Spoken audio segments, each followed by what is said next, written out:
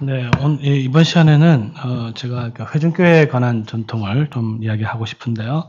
또 아까 뭐 처음 이야기했지만 이거 회중교회의 이제 좀 우호적으로 좀 이야기를 하는데요. 이런 잘못하면 저 장로교 목사가 회중교회를 옹호하는 거 아니냐, 절대 그렇게 보지 마시고 장로교회의 입장에서 지금 회중교회를 이제 보는 겁니다. 제 제목은 가시적 성도와 교회 언약이라는 제목인데요. 아까 이제 제가 말씀드렸지만 교회란 뭐냐 했을 때 이제 여러 가지 답이 될 수 있는데, 교회가 제시한 답은 적어도 모든 교회가 인정한 답은 Communion of Saints, 즉 성도의 교제, 이렇게 답을 할 수 있습니다. 여기에 대해서 이제 반대하는 사람은 거의 없죠. 이제 사도신경에 나오는 표현이잖아요. 근데 이제 교회를 성도의 이제 교제라고 보면은 두 가지를 알아야 되겠죠. 이제 성도가 여기서 말하는 게 뭐냐, 이제 교제가 뭐냐, 이게 이제 정의가 돼야 된단 말이에요. 참고로 제가 이제 스스로 이제 작은 교회 살아남기 본부장이라 보통 이야기를 하는데요. 이제 개척교회 가면서 제가 처음 강조한 게 뭐냐면, 개척교회에 있어서 가장 중요한 것은 신학이다. 교회를 개척하려고 하는데 질문을 하죠. 교회가 뭡니까? 이렇게 하면요, 답을 대부분 못 합니다. 그 이유 중에 하나는 뭐냐면, 사도신경을 그렇게 이제 다 하면서도 불구하고 교회란 성도의 교제입니다, 이렇게 답을 하기가 쉽지 않고, 또 성도의 교제가 뭐냐 하면 또 거기서 말하는 성도가 뭐냐, 거기서 말하는 교제가 뭐냐 하면 또 답을 하기가 쉽지 않죠. 이런 것들은 이제 요리문답을 통해서 해야 되는데, 오늘은 회중교회가 이해한 답을 하나 이제 제시하고, 왜 회중교회는 이렇게 답을 할 수밖에 없었고, 그럼 거기서 우리가 좀 배울 수 있거나 또는 우리의 상황에 적용시킬 수 있는 것이 뭔가 한번 보는 거죠. 그러니까 그 성도의 교제라고 했을 때 그 당시에는 이제 성도에 대한 생각이 다 달랐다는 거예요. 거기에 대해서 회중교회의 답은 뭐였냐면 visible saints라는 표현을 이제 받아들입니다. 그러니까 성도를 가시적이라는 말을 붙여서 성도를 수식하는 거죠. 그럼 어떻게 됩니까? 왜냐하면 사람들마다 성도라는 말을 듣는데 다 사람 생각이 다른 거예요. 예를 들어서 로마 가톨릭 교인들한테 성도의 교제를 믿습니다 했을 때 성도가 뭐냐라고 물으면 답은 뭘까요? 그거는 성도가 아니고 성인들이거든요. 하늘에 있는 성인들입니다. 예를 들면. 그러니까 성도의 교통이라 했으면 그러면 하늘에 있는 성도들과의 교통, 뭐 이런 식으로 생각을 하는 거예요. 그러니까 뭐가 가능해집니까? 죽은 자를 위한, 죽은 성인들을 위한, 또 그들에게 기도가 가능해지고, 그게 이제 교제가 되는 것이죠. 그러면 여기서 이제 성도라고 했을 때 그러면 또 다른 쪽의 답은 뭐였냐면은, 적어도 종교개혁 당시에, 그러니까 로마 카톨릭은요, 쉽게 말해서 성도와 성인들과 신자를 구분해버렸어요. 근데 종교개혁은 성도와 신자를 일치시켜버립니다. 구분을 안 해요. 그러니까 신자면 성도가 되는 거죠. 그들 가진 믿음이 그들을 거룩하게 하고, 거룩했기 때문에 성도로 보는 거죠. 쉽게 말하면 세례를 받거나 고백을 하거나 이러면 이제 성도로 보는데, 이제 성인의 개념이 로마 카톨릭은 너무 높고, 그죠? 또 장로교라든지 또 특히 영국교회죠. 영국교회는 성도의 개념이 너무 이제 신자를 해버리면, 예수 믿습니다 하면 이제 성도가 돼버리니까 너무 낮은 상황이죠. 이런 상황을 어떻게 이제 볼 것이냐라는 문제가, 여기에 대한 답이 나중에 보겠지만 회중교회는 가시적 성도다. 더 정확하게 말하면 이제 중생한 신자들로 봅니다. 그 다음에 이제 교제도 마찬가지지만 이제 성도가 서로 교제하는 게 교회인데, 그럼 이제 목사님들마다 이제 교제하면 또 생각이 다 다를 거 아니에요. 자, 우리 청년들한테 성도의 교제를 우리 교회는 교제가 너무 없어, 이렇게 말을 많이 하잖아요. 그러면 거기서 말하는 교제는 또 완전히 다른 개념이란 말이에요. 그러면 자, 성도가 교제하는 게 교회라면 교제를 증진시키기 위해서 뭘 할까 하면은 청년들 뭐라고 생각할까요? 당장 축구 모임을 해야 되겠다, 뭐 이렇게 되는 거죠.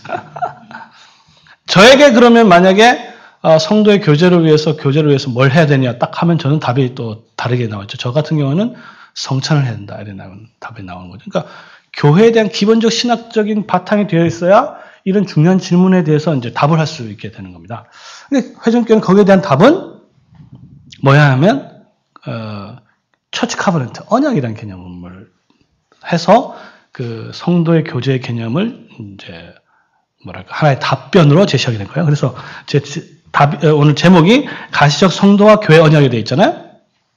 이것은 기본적으로 뭘 염두에 두냐면 사도신경에 성도가 서로 교통하는 것에 대한 회중교회의 답변이라고 볼 수 있습니다. 그러니까 우리는 또 거기에 대한 답변을 또 나름대로 장로교가 이제 가지고 있어야 되겠지만 제가 보기에는 이 답변이 굉장히 참고할 만한 따를 건 아니지만 참고할 만한 답변이라고 할 수 있습니다. 자, 아까 제가 좀 이야기를 좀 한 것이 있는 걸 좀 넘어가도록 하겠습니다. 그러니까 두 교회론이 그렇게 다른 것이 있다고 봤지만 공유하는 부분이 굉장히 많다는 것이죠. 특별히 가시적 성도와 교회 언약에 대한 그 장로교들은요, 이 개념 자체에 반대하지는 않았습니다. 반대한 건 뭐였냐면, 회중교회는 교회를 이와 같은 방식으로 반드시 세워야 제대로 된 교회가 될 수 있다고 한 거예요. 장로교는 그렇게 세우면 참 좋지. 그러나 꼭 그렇게 세워야만 제대로 된 교회가 되느냐? 그것은 아니다라고 본 거예요. 그러니까 장로교와 회중교회는 같습니까? 다릅니까? 같은 부분이 있죠. 뭐예요? 그렇게 하면 좋다. 누가 뭐래? 그러나 반대한 건 꼭 그렇게 따라야만 제대로 된 교회냐? 그거는 아니다라고 본 거예요. 그러니까 장로 교인이 이것을 배울 필요가 있습니까? 없습니까? 배울 필요가 있는 거죠. 왜? 이걸 배우면 장로교인들도 다 좋다는 걸 인정했거든요. 그래서 이것은 회중교회 전통에서 나온 것이긴 하지만 우리 장로교가 무조건 이거 회중교회니까 다 버려야 된다. 이것은 아니라는 것을 염두에 두고 이 개념들이 정확한 위치를 잘 이해하고 들어주시면 감사하겠습니다. 아까도 했지만 회중교회론은 개혁 신학의 한 교회 정치를 따르는 그룹이라고 그랬죠. 그러니까 개혁 신학을 따르면서 감독, 주교, 장로교 정치, 그다음에 회중 정치. 그러니까 개혁 신학이 무조건 하나의 교회 정치를 추구하느냐? 그것은 아니었습니다. 물론 지금은 장로교 정치가 유일한 정치예요, 거의. 왜냐하면 오늘날 회중교회를 따르는 개혁 신학, 개혁교회는 사실상 없습니다. 이야기했죠? 미국의 회중교회를 따랐던 정치는 전부 다 리버럴 신학을 다 받아들여가지고 그냥 나중에는 이제 유니테리안 같은 삼일체를 부정하는 거의 이단으로 다 가버렸어요. 그건 이유가 있습니다. 뭐냐면은 이제 유럽의 이제 계몽주의의 거대한 파도가 이제 덮칠 때 미국에서는 이제 소위 말해 각계 전투를 한 거죠. 각계 전투를 하니까 다 깨져버린 거예요, 이게. 왜? 회중교회는 전부 다 각계 전투밖에 할 수 없잖아요. 모여가지고 대응을 한다, 이게 안 되거든요. 근데 장로교는 거기에 대해서 노회, 총회, 기관들이 있으니까, 상시적 모임이 있으니까 거기에 대해서 어느 정도 대응을 할 수 있었는데, 물론 이제 나중에 20세기 가게 되면 이제 구부 프린스턴 파 자체가 또 이제 신학이 이제 작용화되는 경우도 있어서 통째로 넘어가기도 하긴 하지만 어쨌든 회중교회에 비하면 훨씬 양호하다 할 수 있고 그리고 장로교 전통 안에 여전히 개혁파 신학을 지키는 교회들이 있는 것을 보면은 이제 그 장로교 정치가 개혁파 신학에 가장 부합한 교회 정치라는 것은 알 수 있습니다. 회중교회는 아까도 얘기했지만 그래서 고유명사로 해석해야 된다. 기억나시죠? 16, 17세기에 있었던 그런 교회 정치를 따랐던 개혁파 그룹이라는 것을 볼 수 있는데 영국에서 대표적 신학은 신학자는 제가 얘기했듯이 존 오웬이고요. 미국에서 대표적인 신학자는 이제 조나단 에드워즈라고 할 수 있습니다. 그러니까 여기서 우리가 알아야 될 건 뭐냐면요. 장로교를 했을 때 이 장로는 프레스비터리, 즉 노회를 가리키는 겁니다. 장로를 가리키는 게 아니에요. 그러니까 장로교회는 장로가 있으니까 장로교회다. 이렇게 너무 이렇게 제 건가요? 죄송합니다.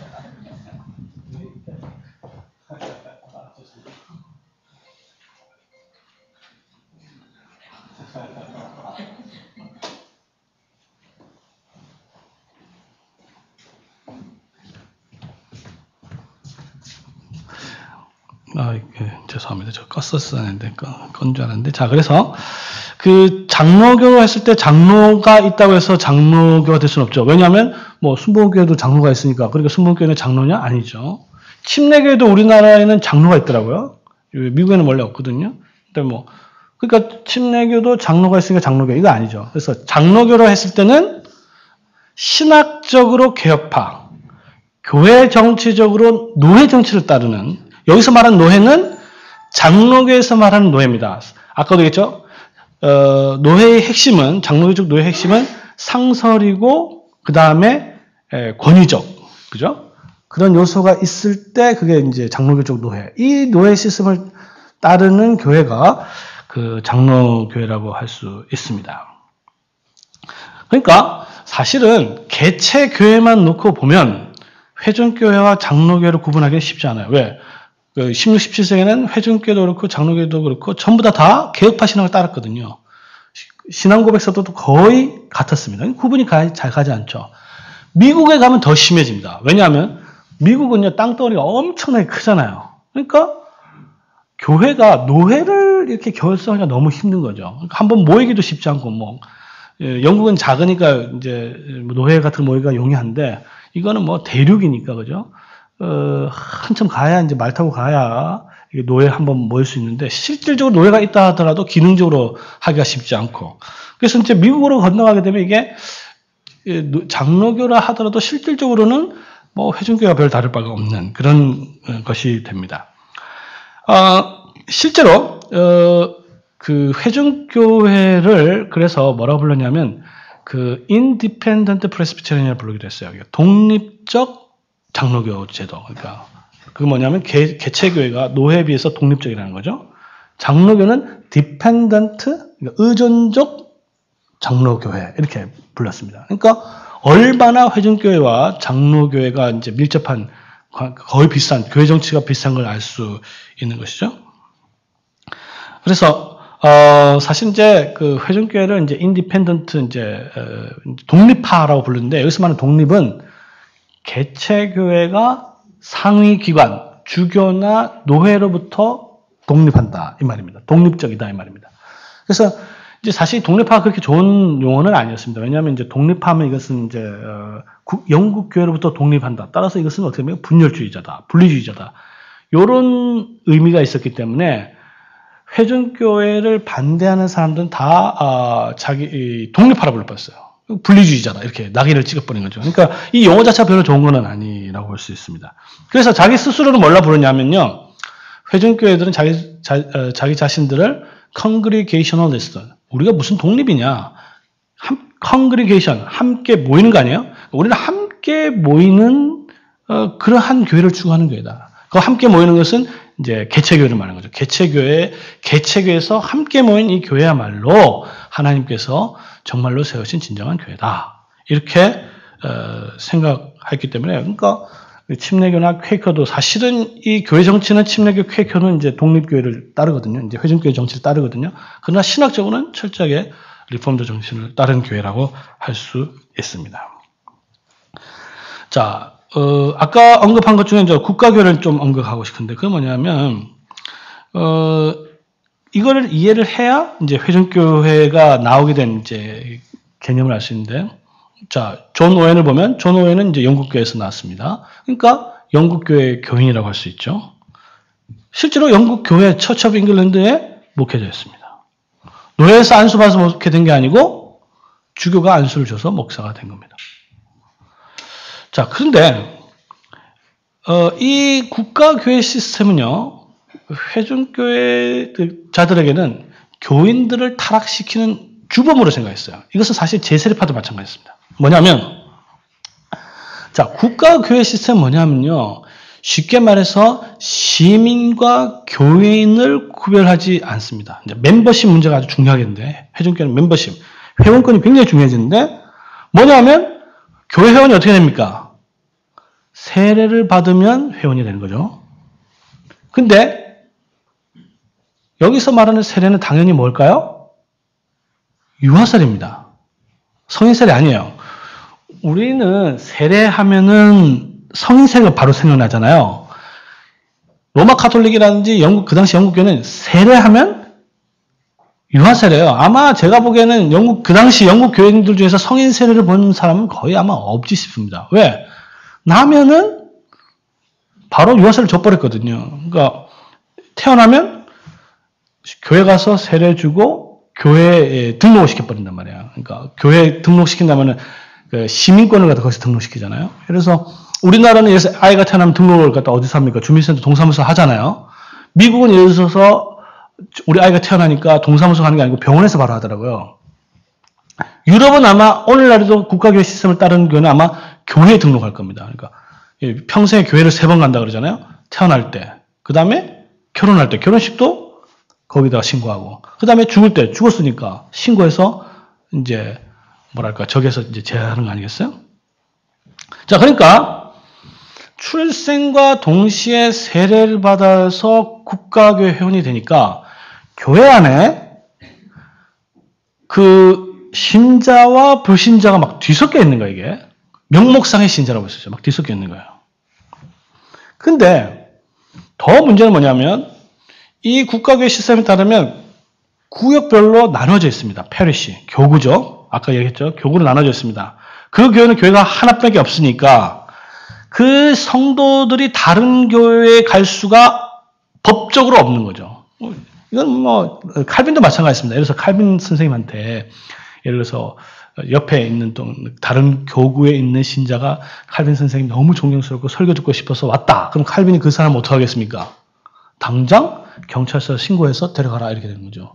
오늘날에는 왔으니까 그래 내 설교가 얼마나 좋아. 그치 좀 나를 알아보고 뭐 이렇게 생각할 거 아니에요. 우리 목사님들도 뭐 그렇게 생각하지 않겠습니까? 딴 데서 막 왔다. 그러면 뭐 일단 반갑잖아요. 근데 이제 그 당시만 하더라도 저 친구 왜 왔지? 이렇게 되는 거죠. 오히려 왜 왔지 뿐만 아니라 저 교회를 해치고 왜 딴 데 교회 가지고 왜 우리 교회 오냐 이런 생각을 하게 되는 거죠. 그러니까 옆에 교구로 이면 갈 수도 없고 그러니까 교회가 불만이 있어도 갈 수도 없고 크게만 가야 되는 거예요. 그거 거기 가보니까 전부 다 뭐예요? 그냥 어중이떠중이 다 모여 있는 거죠. 이런 교회를 대표적으로 경험할 수 있으려면요. 우리나라도 이렇게 좀 많이 변하고 있는데 제가 보니까 미국에 가보니까 한인교회가 꼭 이렇더라고요. 그러니까 한인교회를 가면요. 이거는 거의 그 대한민국 한인회와 교회가 구별이 안 가요.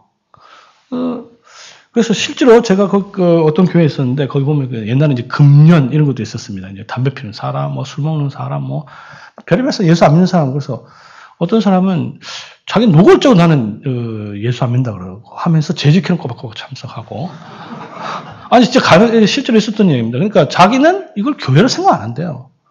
이거는 한인회라. 대한민국의 발전을 위해서 내가 교회로 와서 이걸 해야 대한민국이 발전하기 때문에 온 거지. 무슨 내가 그 중에서 제일 대한민국을 한인회를 발전시키는 수단으로 교회를 생각하는 거예요. 그러니까 어떻게 합니까? 여기서는 교회와 시민이 구별이 되지 않는 것이죠. 그러니까 목사도 자기 교구 말고 딴 데 가서 설교 못 하는 거죠. 그 지역 안에서만 이제 설교를 하게 되는 거고, 이것은 교회의 통합성을 위해서 굉장히 중요해요. 국가의 통합성을 위해서 굉장히 중요한데, 국가가 컨트롤 하는 거죠. 쉽게 말하면, 이제 그 당시에는요, 국가가 왜 목사를 컨트롤해야 되냐면, 오늘날, 그 국가가 이제 소위 정권을 잡으면 가장 먼저 손대는 게 이제 언론 아니겠습니까? 방송국, 그쵸? 구테타가 이렇게 해도 가장 먼저 접수하는 게 이제 방송국이잖아요? 그 당시엔 방송이 없잖아요. 그죠? 방송도 없고, 신문도 없고 하는 그 시절에 유일하게 공중 앞에서 언론의 역할을 하는 사람이 이제 목사입니다. 그러니까 이걸 딴 사람한테 맡겨버리면 이제, 정권이, 쉽게 말해서 목사가 왕을 비판하고 이러면 안 되잖아요. 그래서 철저하게 통제할 필요성이 있게 된 거죠. 그래서 이제 교구마다 한 명씩 목사를 하고 주교 아래 컨트롤하면서 국가가 교회를 통제하는 그런 시스템이었다 볼 수 있습니다. 이제 웨슬리도 이렇게 이야기하는 거죠. 웨슬리가 뭐 세계는 나의 교구라는 말 여러분 많이 들어보셨죠? 이걸 이제 잘못 적용하면 뭐냐면 온 세계가 내 교회가 될 때까지 큰 교회를 만들자. 뭐 이런 식으로 잘못 아는데 그건 뭐냐면 그 당시 이제 영국의 상황을 알아야 돼요. 영국 당시에 한 교구에 한 목사가 되고 딴 교회 가서 설교를 할 수 없는데 나는 한 교구에 매여 있는 자가 아니다. 그래서 어디 가서나 내가 설교할 수 있다는 뜻으로 세계는 나의 교구 이런 말을 썼지. 온 세계 교회를 마치 나의 교구로 생각하면서 비전을 키우면서 세계 곳곳에 선교사 파송해서 거대한 교회를 세우겠다 이런 생각이 전혀 아니었는데 제가 이제 곳곳에 가보니까 웨슬리가 말했던 세계는 나의 교구 해놓고 이렇게 곡해하는 것을 많이 보게 됩니다. 그러니까 이게 이제 이 교구 시스템이 결정적으로 이제 도전을 받게 된 것은 이제 제세례파입니다. 이제 제세례파는 문제가 정확하죠. 문제의 핵심은 뭡니까?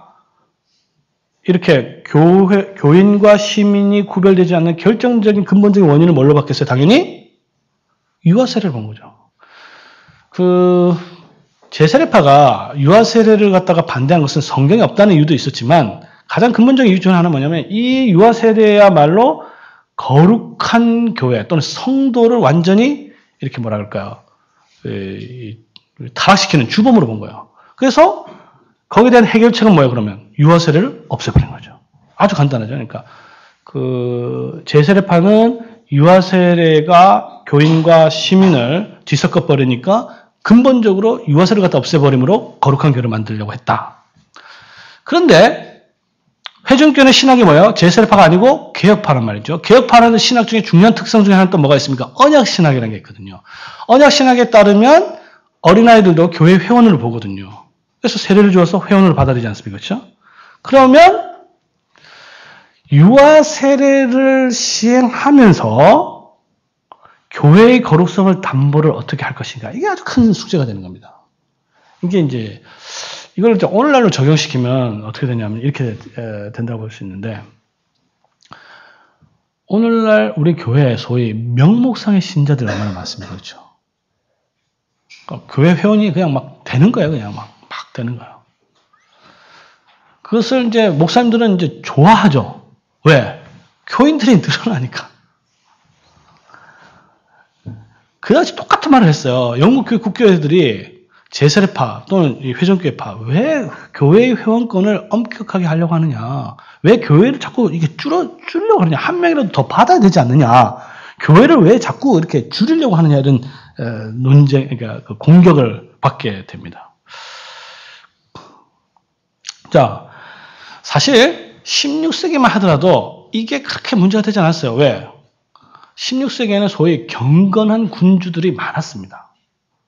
예를 들어서 하이델베르크 여러분들 아시죠? 그거 뭐 목사들이 모여서 우리가 한번 만들어보자 이렇게 해서 한 겁니까? 그거 아니거든요. 그렇죠? 그거 어떻게 해서 가능한 거예요? 프레드릭이라는 경건한 군주가 왕이 중요한 신학자들을 갖다 모아서 지시를 해서 경비 다 대서 그죠? 그래서 만들어진 게 하이델베르크 여러분답이에요. 웨스트민스터 신앙고백서 영국에 있는 모든 청교들이 정말 교회를 개혁하기 위해서 우리 함께 모여서 정말로 제대로 된 신앙고백서 만들어 보자. 그래서 만들어진 거 아니잖아요. 누가 모이라 그랬습니까? 왕이 한 것도 아니에요. 의회가 모이라 해서 모인 겁니다. 의회가 경비 다 된 거예요. 그러니까 이제 16, 17세기에는 이렇게 경건한 군주들이 있고 그 경건한 군주들이 이제 훌륭한 제대로 된 말씀의 사역자들을 격려를 하고 해서 교회를 새롭게 하는 방식을 취했으니까 문제가 없죠. 문제는 그 다음에 생긴 거예요. 이 시스템에 따른 뭐가 문제냐? 군주가 바뀌면 문제가 되는 거예요. 예를 들어서 하이델베르크, 그 다음 아마 아들일 거예요. 아들이 왕이 됐어요. 이 아들 완전 루터파였거든요. 그러니까 완전 싹 다 바뀌어버렸어요. 그러니까 교회가 뭐에 따라 좌지우지가 되냐면 왕이 누가 되느냐에 따라 달라지는 거죠. 이건 영국교회도 마찬가지입니다. 예를 들어서 헨리 8세가 죽잖아요. 그 다음에 어린 에드워드는 괜찮은데 그 다음 메리가 되니까 바로 카톨릭으로 바뀌죠. 카톨릭으로 바뀐 다음에 그 다음에 엘리자베스 되니까 또 국교회로 바뀌고 막 제임스도 되고 그 다음에 또 찰스 되니까 또 다시 카톨릭 반동이 일어나고 그러니까 정권에 따라서 교회가 완전 좌지우지가 되니까 이거는 안 되겠다 하면서 교회와 국가의 분리 문제가 아주 이제 첨예하게 되는 겁니다. 그러니까 상황이 다 다른 거죠. 그 전까지만 하더라도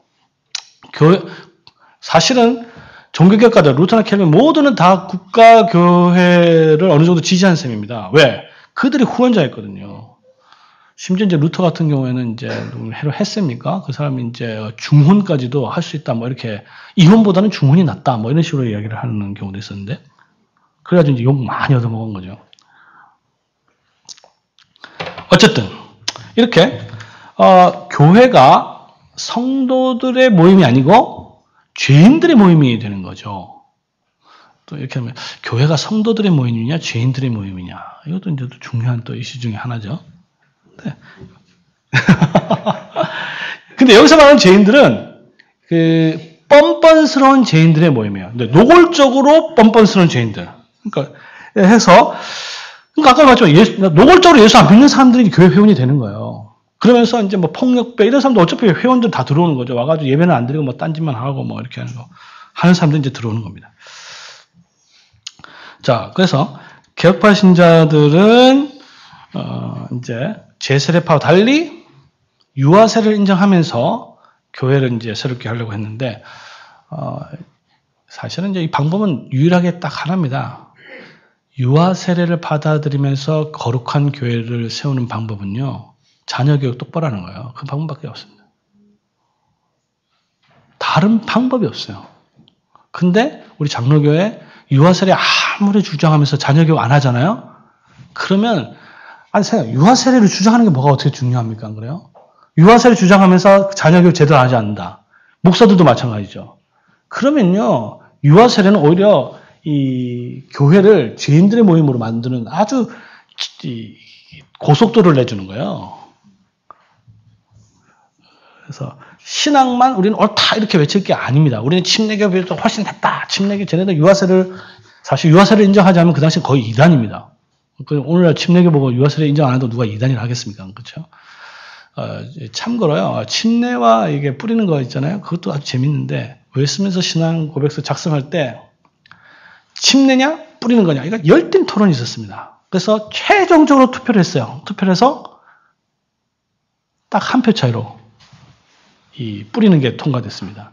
거기서 누구 한 명이라도 오늘 그냥 이렇게 던져버렸으면 오늘도 우리는 어떻게 될까요? 다 이렇게 침례를 하고 있었을 겁니다. 아마.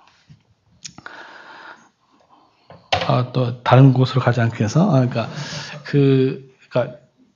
그러니까 제세례파의 고민 아시겠죠? 교회를 어떻게 거룩하게 유지할 것인가? 그러면 우리 개혁파는 어떻게 할 것인가? 회전교회는 제세례파의 고민을 알고 거기에 대한 대안을 개혁파의 근거에서 내야만 했다는 것입니다. 이제 교회가 거룩하다고 했을 때 여러 가지 입장들이 있습니다. 예를 들면 아주 간단하게 얘기해서 로마 카톨릭 입장은요, 교회는 거룩하다. 왜? 거룩한 걸 소유하고 있기 때문에. 뭡니까? 7가지 성사가 있잖아요. 그죠? 거룩한, 그러면 어떻게 됩니까? 교인들이 뭐 더럽고 죄인은 전혀 문제가 안 되죠. 교회의 거룩성을 위해서는. 왜? 성령만 갖고 있으면 거룩한 것을 교회가 보유하고 있으면 교회가 거룩한 거예요. 제세례파는 교회는 거룩해야 된다. 왜? 교회를 구성하고 있는 성도들이 거룩해야 거룩성이 확보된다 봤어요. 그러면 제세례파는 교인들을 거룩하기 위해서 엄청난 또 노력을 했겠죠. 그래서 이제 제세례파의 중요한 정신 중에 하나가 이제 제자도라는 게 있습니다. 자기를 부인하고 또 순교와 또 자기 부인 고난, 그러니까 고난을 받아야 제대로 된 참된 교회라고 본 거예요. 그건 얼마든지 성경적으로 서포트할 수 있겠죠. 그러니까 우리는 참교회와 거짓교회를 나누는 기준이 뭡니까? 말씀이 올바로 선포되고 그 말씀에 따라서 성례가 제대로 집행되고 권징이 집행 곳에 교회가 있다고 하지만 제세례파는 아주 간단해요. 어떻게 보면 고난받는 교회. 성경에 보면 세상이 나를 미워하리라 핍박을 받으리라. 그렇죠? 하늘의 세상이 너를 거스려 핍박하고 욕하고 거스려 모든 악한 말 할 때 너희 치고하라. 하늘에서 쓴 상이 너희 크다. 교행 이렇게 보는 거죠. 이게 제세례파 전통입니다. 여기에 대해서 이제 칼빈의 입장은 교회는 거룩하다. 왜? 거룩하게 하신 성령님의 사역이 있기 때문에 이렇게 이야기를 합니다. 그러니까 말씀을 통해서 성령님께서 사역을 하게 하면 그 교회는 거룩하다 이렇게 보는 거죠. 근데 그래서 개혁파는요, 교회의 거룩과 신자들의 거룩을 동일하게 보진 않았습니다. 그럼에도 불구하고 제세례파 전통하고 달리 교회를 그러면 뭐 신자들은 그냥 내버려도 되냐 그렇게 생각하지 않았어요. 그러니까 칼빈 같은 경우에도 권징이 교회 표지로는 보지 않았지만, 그렇죠? 그건 여러분 다 아시죠? 그럼에도 불구하고 권징이 교회 필수적인 것에 대해서는 동의를 합니다. 그러니까 교회의 표지가 아니라는 것과 교회의 필수적인 건 또 다른 문제예요. 그거 가지고 교회냐 거짓 교회냐 구분하진 않았지만 권징이 없으면 그 교회는 언젠가는 쉽게 말해서 망한다 이렇게 본 거죠. 종교개혁 당시에 최고의 개혁파 신학자를 할 수 있는 피터 마터 버미글리라는 사람이 있습니다. 이제 우리는 이제 개혁파 신학자 중에서 최고 이러면 이제 칼빈 이렇게 이야기하는데요. 사실은 그건 그렇게 맞는 말은 아닙니다. 그 당시 이제 칼빈 당대 거물급 이 개혁파 신학자들은 우글우글합니다. 피터 마터 버미글리는 그 중에 한 사람이고요. 사실은 이제 칼빈은 제대로 된 신학을 공부한 사람은 또 아니잖아요. 법학하다가 이렇게 신학을 했잖아요. 사실 칼빈이 어떻게 그 신학 공부를 했는지는 아직도 미스터리입니다. 거의 셀프 스타디, 자기 혼자 공부했다 보통 이렇게 하는데, 루터는 처음부터 제대로 신학을 공부했죠. 어거스틴 계를 수도로 공부를 했는데, 칼빈은 어디서 이걸 물론 인문학적인 히브리 헬라는 했는데, 피터 마틴요, 토미즘이죠. 토마스 아퀴나스 그렇게 뭡니까 분도죠. 베네트 말고 도미니칸 수도원에서 제대로 된 신학을 한 사람이에요. 그러니까 제대로 된 신학자라고 할 수 있죠. 이탈리아에. 이 개혁파 신학자는 권징을 이제 아주 중요한 하나의 표지로 봅니다. 그래서 이런 전통들이 개혁판에 있다가 최종적으로 대륙의 신조하고 스코틀랜드 신앙고백서에는 이 권징이 교회의 표지로 이제 들어가게 됩니다. 그래서 개혁파 안에 권징이 하나의 표지가 이제 들어오게 된 것이죠. 자, 그러니까 교회의 표지로 보는 것에 대해서는 별 의견이 좀 달랐지만 이것이 정말로 중요하다에 대해서는 아무도 반대하지 않았다는 거예요. 자, 그래서 이제 이 권징이 사실은 이제 교회의 거룩을 유지하는 아주 중요한 외적인 수단 아니겠어요? 자, 근데 이제 영국 교회로 넘어가면 어떻게 되냐면요. 자, 근데 영국 교회는 이제 그 기원이 이제 헨리 8세죠. 헨리 8세 종교 개혁을 한 이유는 너무 간단히 말하면 자기가 이혼하고 그냥 좋은 여자하고 결혼하고 싶어서요. 왜? 교황이 반대를 하니까 못 하잖아요. 그러기 위해서는 교황이 끝까지 반대하니까 어떻게 해요? 자기 스스로 영국 왕의 머리가 된 거예요. 그게 이제 영국 종교개혁이 이제 시작이 된 거죠. 자, 이제 아들 에드워드로 가면서 조금 더 개혁이 되다가 메리가 되면 또 다시 로마 카톨릭 반동이 일어나고 그 다음에 엘리자베스가 되면 오늘날의 거의 영국 교회의 아주 중요한 특성들이 결정됩니다. 그건 뭐냐면 교리에 있어서는 39개조 신조 아까 이야기했죠. 그 다음에 교회 정치에 있어서는 주교제가 핵심이 됩니다. 주교제. 그 다음에 예배에 있어서는 공동기도서. 그 다음에 말씀 선포에 있어서는 설교집이 발행이 돼요. 그러니까 이게 영국 교회를 지탱하는 이제 4개의 기둥이라고 볼 수 있습니다. 자, 그러니까 엘리자베스는 통치함에 있어서 교회의 통일성을 굉장히 강조를 하게 됩니다. 이제 왕의 관심은요, 그냥 이제 일반적 의미에서 왕은 그냥 교회는 조용하게 자기 말 따라만 주면 아무 문제가 없는 걸 제일 좋아합니다. 교회를 개혁하고 교리 논쟁을 하고 귀찮은 거죠. 자기는 정권 안정이 제일 중요하니까. 자, 문제는 형식적인 성경적 근거가 없는 것들이 강요되기 시작했다는 거예요. 대표적으로 이제 목사들에게 이제 성직 의복을 입히게 됩니다. 이것과 관련해서 좀 이야기를 하면 이제 청교도들은 가운 반대했다. 이렇게 이야기가 쉬운데 그렇지는 않습니다.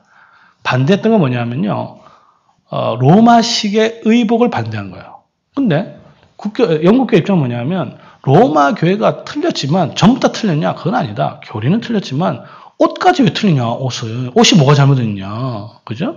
그래서 옷은 받아들일 수 있다. 근데 청교도는 또 뭐라고 생각하냐면 아무리 교리가 개혁됐다 할지라도 바깥 외형이 바뀌지 않으면 성도들은 소위 말해서 잘 모르니까 그 목사를 보면 목사로 봐야 되는데 뭘로 봐요? 의복을 멋있게 하면 그 사제로 제사장으로 보거든요.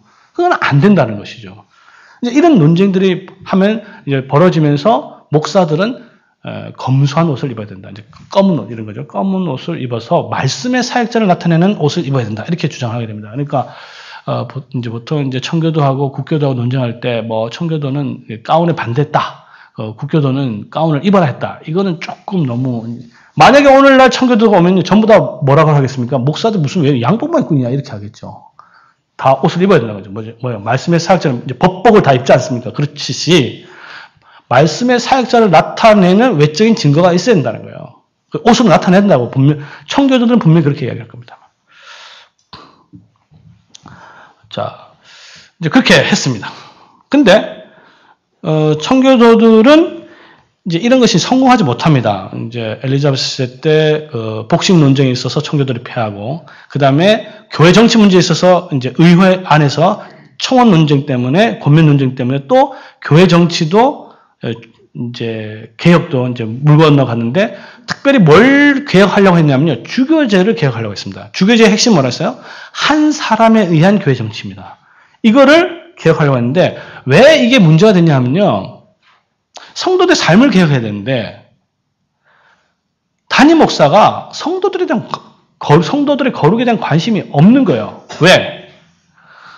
이 담임 목사의 주 관심은 성도에 있지 않고 주교에 있는 거예요. 주교 눈치를 보는 거죠. 왜? 주교가 뭐든지 다 인사권을 장악하고 있으니까 주교 눈에 나면은 저 한 대 가는, 울릉도 가는 거 아니겠어요? 좋은 보직에 맡고 싶으면 주교의 눈치를 잘 봐야 되는 거죠. 그래서 장로교와 청교도들은 주교제를 폐지시키고 그러니까 개교의 성도들의 뭡니까? 청빙을 통해서죠. 청빙을 통해서 이 목사직이 이제 수여되어야 그 목사가 성도들을 관심을 보고 성도들을 목양할 수 있다 이렇게 본 겁니다.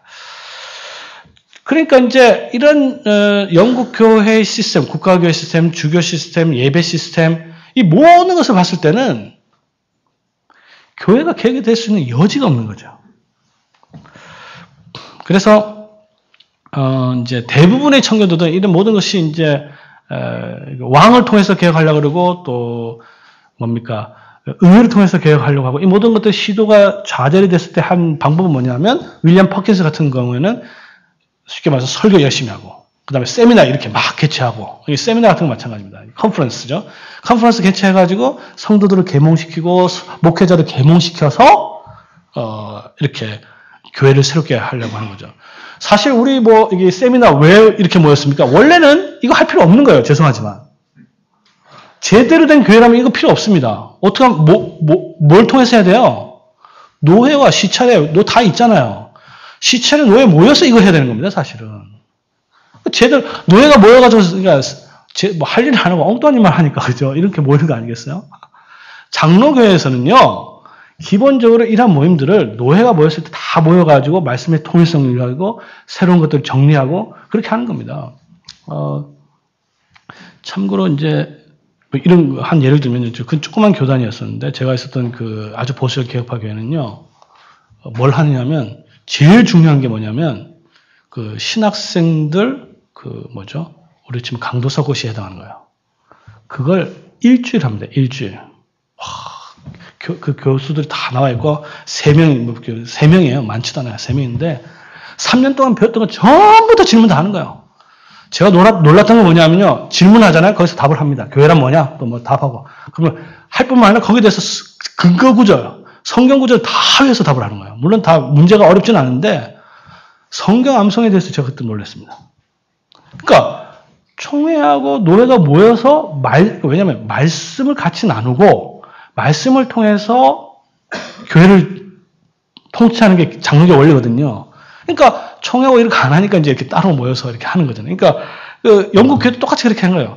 쉽게 말해서 노회도 이야기하고 우리 서문광 목사님 노회도 이야기 많이 했지 않겠습니까? 안 하니까 이렇게 하는 거 아니겠어요? 야, 몇 번 이야기하고 이렇게 하자 저렇게 하자. 안 하니까 이렇게 하는 건데 그 당시 이렇게 했다는 겁니다. 그래서 퍼킨스 같은 인물 같은 경우도 대부분 청교도들이 이런 세미나랄까 컨퍼런스 문제를 곳곳에 하면서 이제 하게 됐는데요. 그 중에서 이제 어떤 사람들은 이 영향을 너무 많이 받아가지고 영국 교회는 너무 나갔다. 거짓 교회로 단절하는 사람도 생깁니다. 그러면서 영국 교회를 거짓 교회로 규정하니까 어떻게 돼요? 영국 교회는 교회가 아니까 스스로 분리해서 자기들끼리 교회를 만들게 되는데 이것은 이제 세퍼러티스트라고 부르게 됩니다. 사실은 분리주의자라는 뜻인데 자기들은 스스로 분리주의라고 생각하지 않겠죠. 어느 누구도 자기는 나는 분리주의자다 하는 사람 없습니다. 어느 누구도 나는 이단이라는 사람 없듯이.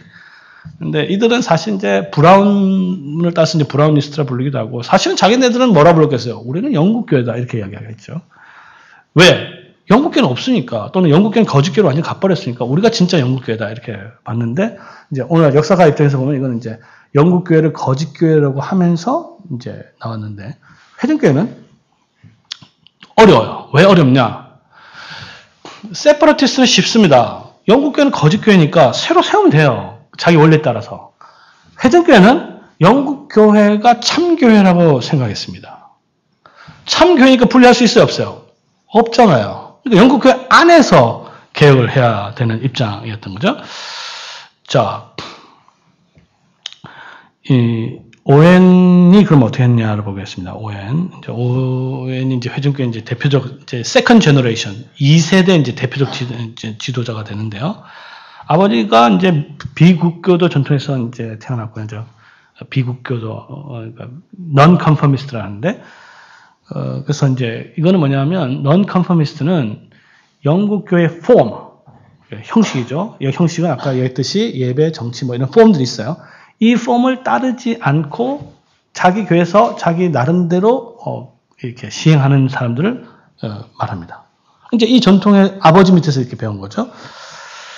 근데 오웬은요, 종교 개혁을 통해서 말씀의 토대 기초는 바로 세워졌지만 이거 세우는 게 너무 부실하다고 생각했어요. 엉뚱한 걸로 세워졌다고 본 거죠. 그래서 영국 교회는 로마 교회로부터 분리했지만 로마 교회 관습은 그대로 남아있다. 그러니까 이스라엘 백성들이 홍해를 넘었지만 여전히 노예 근성이 그대로 남아있듯이 이걸 갖다가 개혁하지 않으면 참된 교회는 세울 수 없다. 그래서 로마 교회라는 이름이 영국 교회라는 이름으로 바뀌어서 이름만 바뀌었다 이거죠. 뭐 물론 이제 개혁된 걸 수 있죠. 예를 들어서 미사는 이제 없어졌죠. 그 다음에 예배도 이제 영어로 드릴 수 있는 거죠. 그런 것은 읽을 수 있지만 가만히 보니까 교회의 그 본질, 핵심이라고 할 수 있는 회원들은 그대로란 말이에요. 회원들은 바뀐 게 전혀 없는 거죠. 참 이게 이제 우리 목사님들 숙제 아니겠습니까, 그죠? 이 개혁교회 하는 분들은요, 교인들 바꿔야 됩니다. 이게 근데 보통 있는 게 아니에요. 동의하십니까? 이게 이제 오해는 작업이에요. 똑바로만 설교하면 바뀌어지느냐. 이제 그렇게 생각하면 이제 주지주의로 갑니다. 그래서, 그러니까 이제 제세례파는 아예 이제 유아세례 없애버리고 그렇게 새로 세우고, 세퍼러티스트는 영국교회 거짓교회 해서 또 자기 교회 세우고. 그럼 자기는 어떻게 해야 되냐.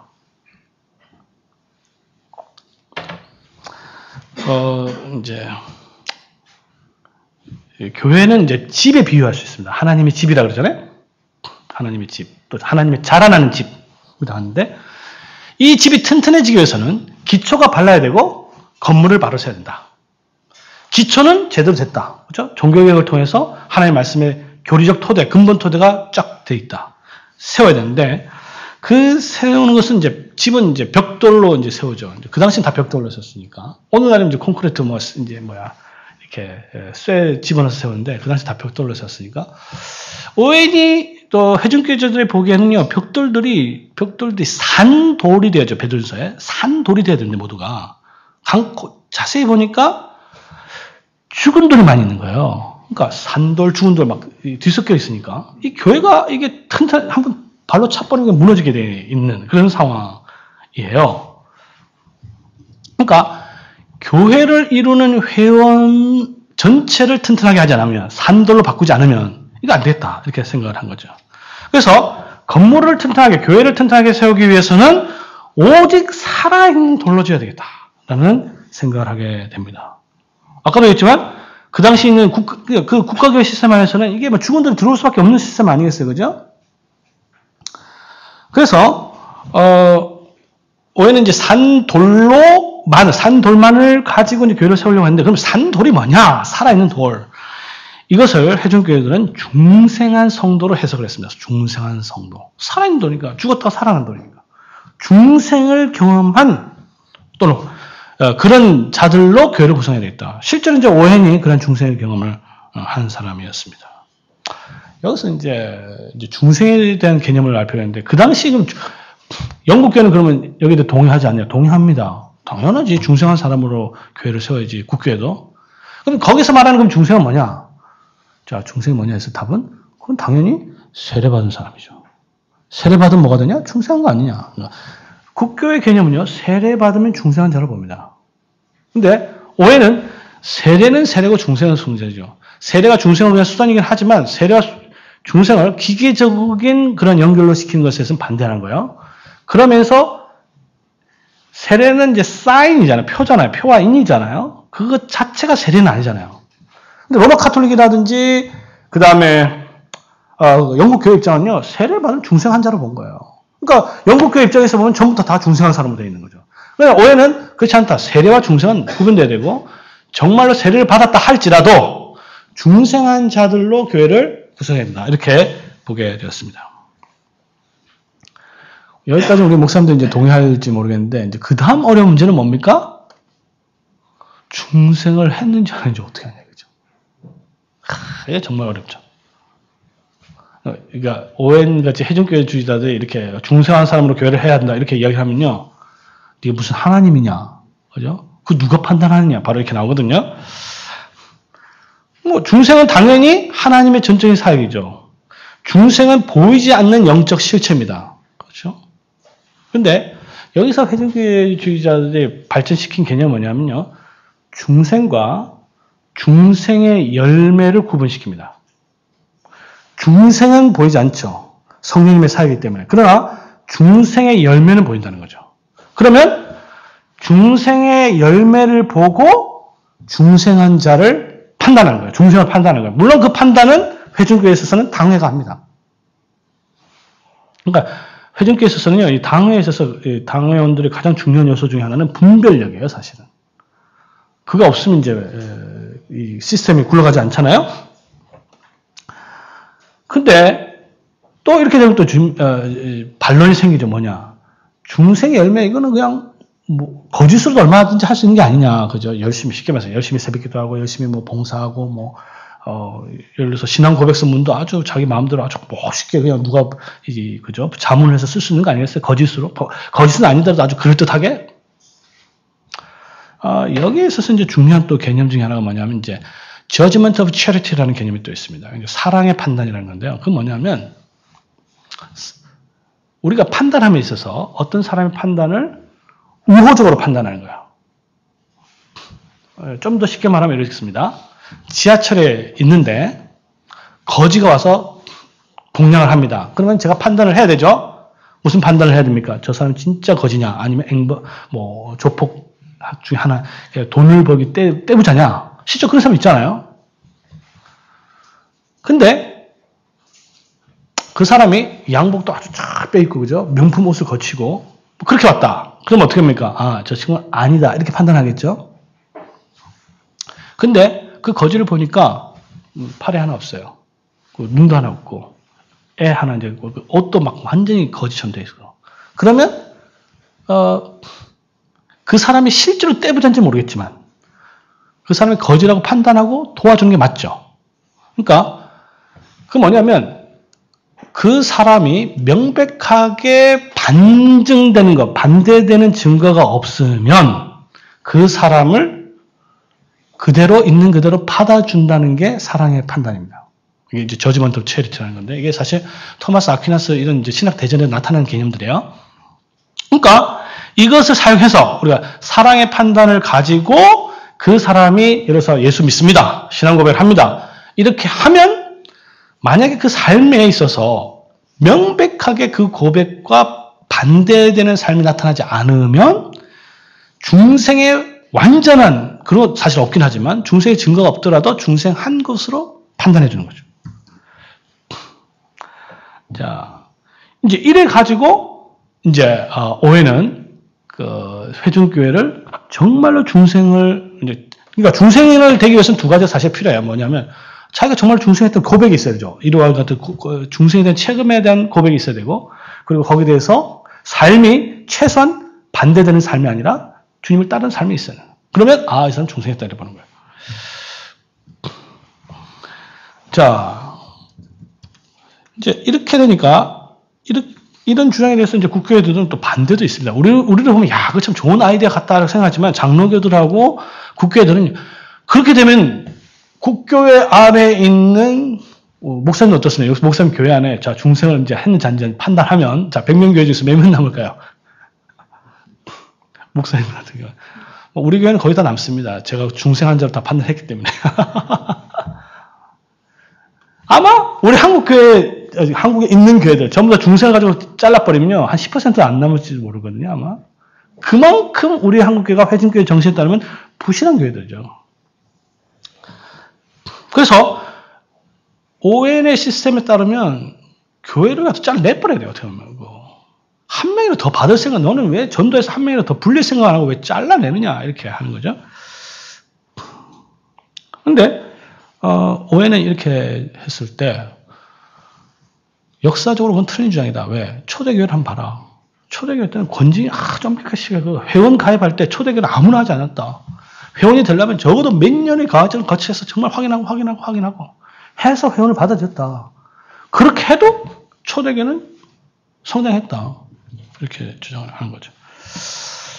자, 이제, 아까 이제, 성도의 견인할 때 성도를 그래서 뭘로 받느냐? 가시적 성도. 가시적 성도는 뭐라고요?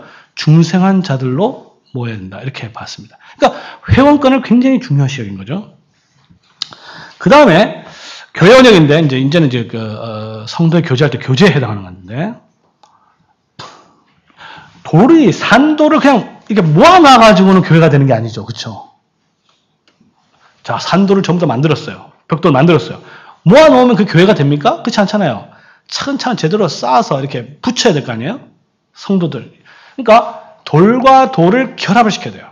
그래야 튼튼한 돌이 될 수 있다는 거죠. 그러니까 돌과 돌은 시멘트가 들어가면 이제 붙는데, 그러면 산돌은 뭘로 붙느냐 이거죠. 둘 사이를 결합시키는 게 뭐냐. 이것을 커버넌트, 언약이라는 개념을 하는데, 이 언약 중에서도 이제 처치 커버넌트, 교회 언약이라는 개념을 발전시킵니다. 이게 회중교회의 유일한 개념입니다. 그러니까 개혁신앙 안에서는 전통적으로 언약하면 은혜 언약, 그죠? 행위 언약, 뭐 이런 개념밖에 없잖아요. 근데 교회 언약, 여기서 말하는 교회 언약은 개체 교회 언약이에요. 이 형식은 주로 이렇습니다. 각 교회마다 우리도 지금 보통 선언문 비슷한 거예요, 사실은. 선언보다 훨씬 강한 건데. 우리는 모든 회원들이 모여서 서로 간에 언약을 맹세한다. 언약을 해서 예수 그리스도의 절대적으로 복종하고 또 뭐 하기를 따르기를 원하고 뭐 이런 부분에서 이렇게 하기를 원하고 정말로 서로 간에 유대로 해서 함께 복종하기를 우리는 엄숙하게 커버넌트, 언약을 체결한다. 여기에 대해서 사실은 이제 스코틀랜드 같은 경우도 내셔널 커버넌트가 있죠. 국가 언약이 있죠. 국민 언약. 그러니까 스코틀랜드는 국가 언약이라는 개념을 당연히 어디서 가져왔겠어요? 구약에서 가져온 거죠. 구약 이스라엘 백성들이 요시아 그 교회가 개혁할 때마다 전 국민들 함께 미스바에 모여가지고 함께 언약을 체결해서 언약 갱신을 통해서 교회를 개혁하듯이 그 모델을 따와서 스코틀랜드가 내셔널 커버넌트를 체결하거든요. 근데 회중교회는 그 내셔널 커버넌트를 처치 커버넌트 적용시킨 거예요. 이게 이제 조금 이상하죠. 그렇게 된 이유는 뭐냐면 회중교회는 구약의 교회는 뭐예요? 국가교회지만 신약교회는 개체교회가 교회니까 구약에 있는 내셔널 커버넌트 국가교회, 그건 없어졌으니까 이제 신약에. 그러면 구약에 있는 국가 언약 개념을 신약의 개체교회에 적용시켜서 처치 커버넌트 개념을 발전시킨 거예요. 사실은 제가 봐도 그렇고 그 당시 제일 공격을 받은 게 이겁니다. 그게 성경에 있냐? 성경으로 이렇게 하기에는 너무 이제 좀 기반이 굉장히 부실한 거죠. 어쨌든 존 오웬은 이제 이런 회중교회는 이렇게 교회 언약 개념을 발전시켜서 산도를 만들고 산도를 결합시켜서 교회를 튼튼하게 하려고 했다. 그래서 이들은요. 그래서 교회는 세워지는 게 서로 간에 산돌, 중생을 체험한 사람이 모여서 서로 간에 처치 커버넌을 체결해서 교회를 세울 수 있는 것입니다. 그러니까 위에서부터 세워지는 게 아니고 아래부터 서로 단결해서 세워지는 것이죠.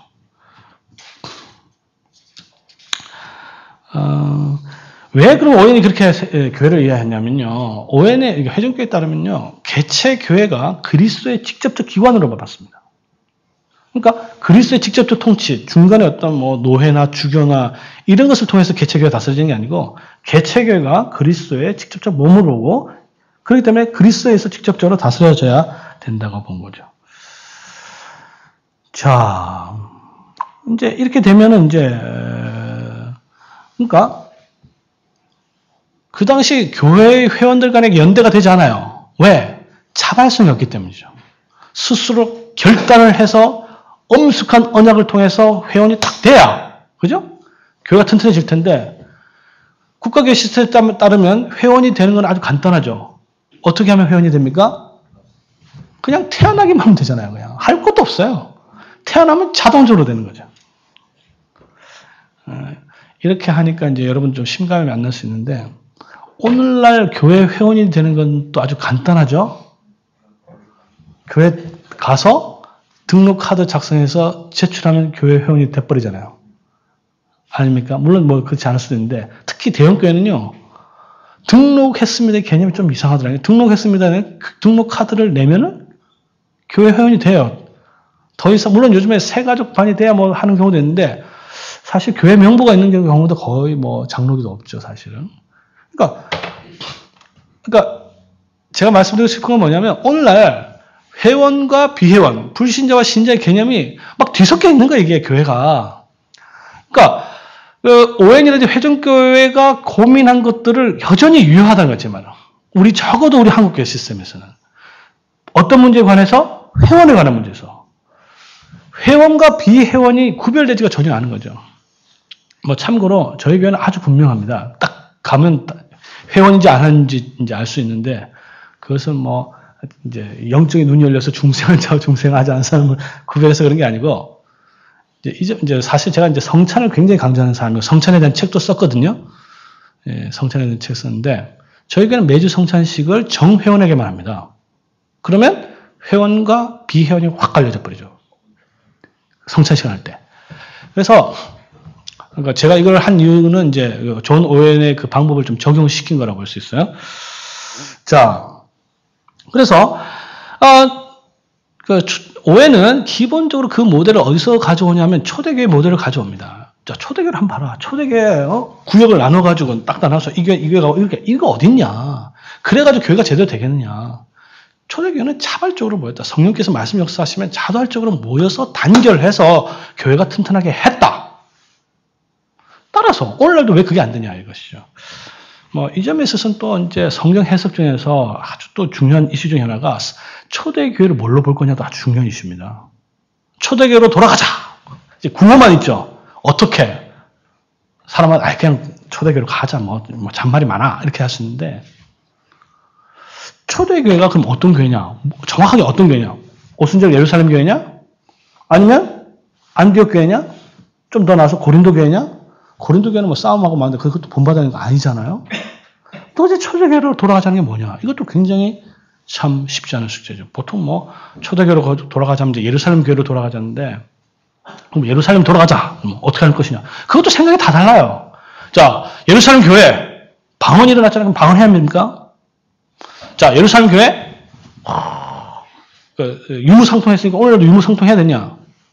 이런 이슈가 생기거든요. 안 그렇습니까? 순복음은 그렇게 하는 거죠. 야, 초대교회 예루살렘 돌아가려면 방언 없이 어떻게 초대교회로 돌아가냐? 수도원적인 제사례파 전통은 우리가 서로 자기 거, 내 거, 네 거 하면서 어떻게 교회가 할 수 있느냐? 성도는 교회란 뭐냐? 커뮤니티 오브 세인츠. 성도들이 서로 나누는 게 교회인데 자기 거 챙기면서 무슨 교회냐? 이렇게 이야기할 수 있는 거죠. 그래서 이제 기본적으로 국교회는요, 초대교회를 어린 교회로 봅니다. 시작의 교회로 보지 완성의 교회로 보지 않습니다. 그 교회가 어디서 완성됐냐? 예수님 말씀에 따라 온 천하가 복음이 전파되어서 정말로 하나님께서 왕을 세우고 온 천하가 교회가 된 경우, 그러니까 콘스탄틴 대제 때 그게 이루어졌다고 보는 거죠. 그 모델을 따라야 된다고 보는 거예요. 영국 교회가 그 모델을 따르는 거죠. 하나님께서 왕을 세우시고 그 밑에서 주의 종을 세워서 교회를 가는 그 모델이야말로 정말 우리가 따라야 된다. 이렇게. 그러니까 초대 교회를 보는 관점도 얼마든지 달라질 수 있고 거기에 대한 해석이 서로 달라졌던 것을 알 수 있습니다. 자, 마무리 비평을 좀 하겠는데요. 1950년대 이제 왕이 없어졌습니다. 왕을 처형시켜 버렸어요. 영국 혁명이 일어나서 왕이 없어졌다. 우리는 그냥 어떻게 생각합니까? 예를 들어서, 그래서 박근혜 대통령이 죽었다. 이게 좀 이상하지만, 하여튼, 예전처럼 총 맞은, 저 때만 하더라도, 제가 어렸을 때, 박정희 대통령이 그때 이제 총 맞아 돌아가셨는데, 우리나라는 지금 그냥 망한 줄 알았어요, 그때. 근데 지금 그렇게 생각하는 사람 거의 없겠죠. 왜? 다시 뽑으면 되잖아요.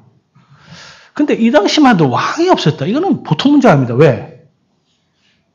왕이 뭐라 그랬어요? 교회의 머리인데, 교회의 머리가 없어졌어요, 하루아침에. 그냥 세속적 정치가가 없어진 게 아니란 말이에요. 자, 그래서 이제 영국 혁명이 일어나서 이제 통치자가 된 이제 그 올리버 크로멜이 이제 정권을 잡았어요. 이 사람이 회중교회주의자입니다. 그러니까 정권 잡은 자가 회중교회가 되고, 쉽게 말해서 존 오웬은 종교부 장관직에 이제 오르게 됩니다. 쉽게 말하면.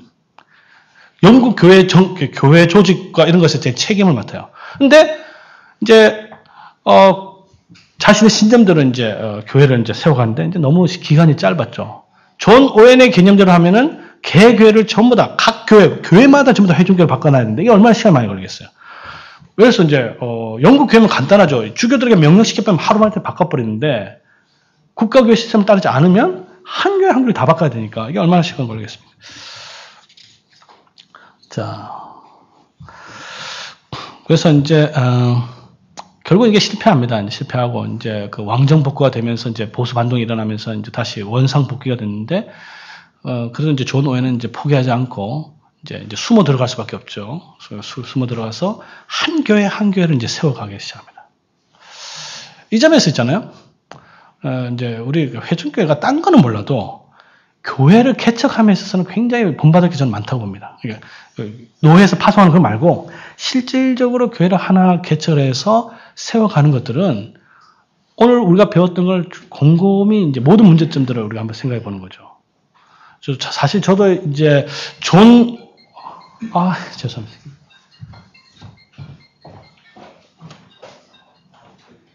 그래서 그러니까 교회 하나하나를 세우는 그 원리들은 회중교회에서 이제 참조할 만한 게 많습니다. 아까도 얘기했지만 장로교회가 그것을 반대하지 않았다 그랬잖아요. 좋다고 생각했습니다. 물론 필수적으로 생각하지 않은 거죠. 이제 그러면 이제 어떻게 할 것이냐 봤을 때 이제 이걸 좀 참조를 한다면 적어도 교회를 세우려면은 신학적 기반이 튼튼해야죠. 교리적인 것이. 이게 굉장히 기초입니다. 이게 교회를 결정하는 거죠. 이것이 되어 있지 않으면 교회 세울 수 없습니다. 우리는 소위 말하는 개혁신학이라 할 수 있는 거, 장로교 신학이라 할 수 있는 거죠. 제가 그때, 아까도 얘기했지만, 교회 개척하는 목사님들에게, 아까 교회가 뭡니까? 또 예배가 뭡니까? 또 교육이 뭡니까? 가장 기본적인 걸 하잖아요? 그러면 답을 거의 못 합니다. 왜? 교리적으로, 신학적으로 튼튼하지 않기 때문에 이 기초를 놓을 수 없는 상태, 대부분. 그러니까, 적어도 신학적 파운데이션이 분명해야 되고요. 그 다음에는 산도를 만들어내는 거죠, 산도. 중생한 자를 만드는 거죠. 자, 그러면 중생을 하기 위해서 뭘 해야 되느냐, 이렇게 생각하죠. 이것도 중생을 하기 위해서 뭘 해야 되냐, 이것도 교리적인 정리가 안 됐으면 답 못 합니다. 자, 중생은 누가 하십니까? 성령님께서 하시죠? 근데 우리가 성령님을 조정할 수 없잖아요. 근데 성령님께서 어떻게 중생을 하십니까? 무엇을 통해서? 믿음을 통해서. 근데 믿음은 말씀에서 오잖아요. 그 말씀은 성경 말씀을 가리키는 것이 아니고 하이델베르크 요리 문답에 따르면 복음의 설교입니다. 복음을 설교하지 못하면 중생을 일으킬 수 없습니다. 복음과 말씀을 혼동하면 안 돼요. 성경 말씀 예를 들어 이런 거죠. 무두셀라가 969세 오래 살았습니다. 아무리 설교해봤자 믿음 안 일어납니다. 왜? 그건 복음이 아니기 때문에. 하나님의 말씀과 계시긴 하지만 복음이 아니거든요. 그래서 중생을 일으키려면 목사가 복음을 설교할 수 있습니다. 그럼 복음을 모르면 설교할 수 없는 거죠. 그럼 복음을 알아야죠. 복음을 알기 위해서는 뭘 해야 됩니까? 성경을 열심히 보면 안 되고 교리문답을 잘해야 되는 거죠. 왜? 교리문답에 그게 복음이 쫙 나타났죠. 하이델베르크 교리문답에 따르면 복음이 총괄적으로 요약된 것이 어디 있어요? 사도신경에 돼 있잖아요. 사도신경. 사도신경이 복음의 요약이거든요. 사도신경 아무리 암송한다. 사도신경 제대로 알 수 있냐? 성도들 사도신경 암송하잖아요. 그러나 내용은 모릅니다. 왜? 한번 물어볼까요? 예를 들어서 이런 거죠. 본디오 빌라도에서 고난 받으셨다. 이게 무슨 복음이냐 이거죠. 무두셀라가 969살에 돌아가셨다. 예수님이 본디오 빌라도의 친환에서 고난을 받았다. 똑같은 거 아니야. 거기에 대한 설명을 드려야 되는 거죠. 사도신경만 돼가지고는 답을 못합니다. 예를 들어서 장사 되셨다. 이게 그렇게 중요하냐? 이게 복음이냐? 왜 복음이냐? 이런 것들은 신앙고백서와 요리문답을 통해서 적어도 기초적으로 돼야 되고요. 참고로 이제 제 광고 말씀을 드리면 요리문답만 가지고도 안 됩니다. 왜? 요리문답 아까 신앙고백서 아무리 읽어봐도요. 좀 제대로 된 교사가 제대로 설명 안 하면요. 이해 못 합니다. 목사는 그 공부해야 되는 거고 그래서 교수가 필요한 거고 그래서 제가 이제 하이델베르크 요리문답 특강 하이델베르크 요리문답 책도 쓰고 잘 이용해 주시면 감사하겠습니다. 교리적 기초가 튼튼해야 되는 거죠. 튼튼하고 이게 기본이죠. 그 다음에 해야 될 거 못하면 아까 이제 산도를 만들어야 되고 산도를 하기 위해서는 복음을 전파해야 되고 복음에 대한 분명히 이해했어야 되고 설교를 통해서 복음을 전파해야 되고 복음만 전할 뿐만 아니라 믿음을 일으키고 나서 이 믿음을 굳건하게 돼요. 왜? 설교를 통해서 믿음을 중생하지만 이거 약하거든요. 믿음이 약한데 이 믿음을 강하게 만드는 게 뭡니까? 성례거든요, 또. 이게 제가 지금 이제 교회를 만드는 이제 큰 틀을 이야기하는 거잖아요. 믿음을 강화시켜야 되는데 굳건하게 튼튼하게 만들어야 되는데 우리 한국교회, 개혁교회도 마찬가지예요. 개혁교회 한다는 교회도 제가 보지만 성례가 너무 약해요. 그래서 이제 저희 교회가 매주 성찬식을 하는 이유도 거기 있습니다. 믿는 대로 해야 될 거 아니에요. 개혁교회의 원리에 따르면요, 설교가 이렇게 있으면 설교를 지탱하고 이렇게 옆에 받쳐주는 건 성례입니다. 같이 가야 튼튼한 교회가 되는 거죠. 그 다음, 이제, 그러니까, 중생을 하기 위해서 우리가 어떻게 해야 되냐, 이제, 중생한 신자도 바꾸는 작업했죠. 그 다음에 이제 회원권 문제는 이제 처치 커버넌트, 교회 언약이라는데, 이 점에 있어서 우리가 회중교회 식으로 교회 언약을 들어올 수는 없어요, 제가 봐도. 그러나, 지금 우리가 하는 방식대로 무슨 등록 카드 내서 회원이 된다든지, 또 하나 무슨 2, 3주 새가족 반해서 한다든지 그런 것도 별 의미가 없는 거죠. 의미가 없다기보다는 그것도 좀 약하다고 보는데 저는 이제 그 방법을 좀 끌어들여서 이제 장로교하고 회중교 중간쯤이라고 볼 수 있는데 예를 들면 저희 교회는 있습니다. 그래서 어떤 교회가 되면 회원을 받아들일 때 예배 시간에 서약식을 합니다. 예를 들어서 서약식을 해서 웨스트민스터 신앙고백서와 대소연합을 본인의 신조를 하고 당회가 말씀에 따라서 치리할 때 복종할 것을 서약하십니까? 이렇게 이제. 이거는 이제 처치 커버넌트는 아니죠. 왜? 상호 간의 언약은 아니지만 하나님 앞에서의 서약이거든요. 서약을 통해서 회원을 받아들여서 우리 교회 명부에 올리게 되는 작업을 거치게 되는 거죠. 저는 이게 최소한의, 이거는 장로교 얼마든지 할 수 있는 거라고 봅니다. 회중교회는 아니죠. 왜? 상호 간의 언약은 아니까. 상호 간의 언약이 되려면요. 예를 들어서 형식은 이렇습니다. 들어오는 회원, 그리고 나머지 대표가 나와서 서로 간에 언약하고 이렇게 해야 되는데, 그건 아니고. 그래서 예배 시간에 엄숙한 언약을 통해서 회원 가입을 이제 쉽게 조금 높여서 받아들이는 게 좋지 않는가. 왜 이게 중요하냐면요. 이게 이제 교회 성장과도 관련이 있는데, 문턱을 낮추잖아요. 문제는 뭐냐면 이게, 들어오기도 쉽지만 나가기도 쉽습니다. 그래서 적당하게 이제 높여놔야 되는 거죠. 그래서 우리가 이제 처치 커버넌트 개념을 그와 같이 좀 약간 응용 또는 이제 참조 이렇게 한다면 교회 교인들을 중생한 자로. 중생은 누가 판단하냐? 개척교회는 이제 목사가 판단하는 거죠. 그러니까 교회 교인들 아무나 들으면 안 됩니다. 정말로. 그러니까 여기 개척교회 하신 분 계시는 분은 저도 이제 개척교회 했다 그랬잖아요. 개척교회는요 한 명이라도 죽은 들 들어오면요 거의 끝입니다. 한 2, 3년 뒤에. 중생한 자들, 그러니까 그 중생한 자는 목사가 판단하는 거야, 실제로. 중생한 자를 통해서. 그 다음에 서로 간의 유대. 이걸 어떻게 할 것이냐. 그 유대의 핵심은 저는 성찬에 있다고 봅니다. 주님의 살과 피를 나누지 않고 어떻게 유대를 이룰 수 있냐. 그건 그 외에는요, 전부 다 사실 거의 인간적 유대지, 진정한 의미에서 커뮤니언 오브 세인트는 아닐 수 있어요. 본질적인 게 아니라는 거죠. 참고로요, 마지막으로 보면, 우리가 커뮤니언 오브 세인트 영어로는 이제 그래 되고, 한글로는 성도의 교제인데 라틴어로는요 커뮤니어 상크토룸이라는 단어를 쓰는데 이것은 성도들의 교제도 되지만 거룩한 것들에로의 참여라도 될 수 있습니다. 그러면 커뮤니온 세인트의 핵심은 성례라고 볼 수 있는 거죠. 그러면 성도의 교제, 커뮤니온 상토름은 하나님의 백성인 신자들이 성례를 통해서 서로 주님의 사역과 피를 나누면서 하나됨, 커뮤니온을 하는 것이 교회다. 이렇게 볼 수 있는 것입니다. 그래서 오늘 제 강의를 잘 들으시고 이걸 따라야 된다는 건 아니고 참고를 해서 이들이 왜 이렇게 고민했느냐. 그 고민들이 오늘날 없느냐. 있다는 거예요. 그러면 그걸 어떻게 해결할 것인가. 그 점에서 회중교회주의자들이 우리에게 주는 어떤 시사점, 참고 충분히 있다고 보는 것입니다. 네, 마치도록 하겠습니다.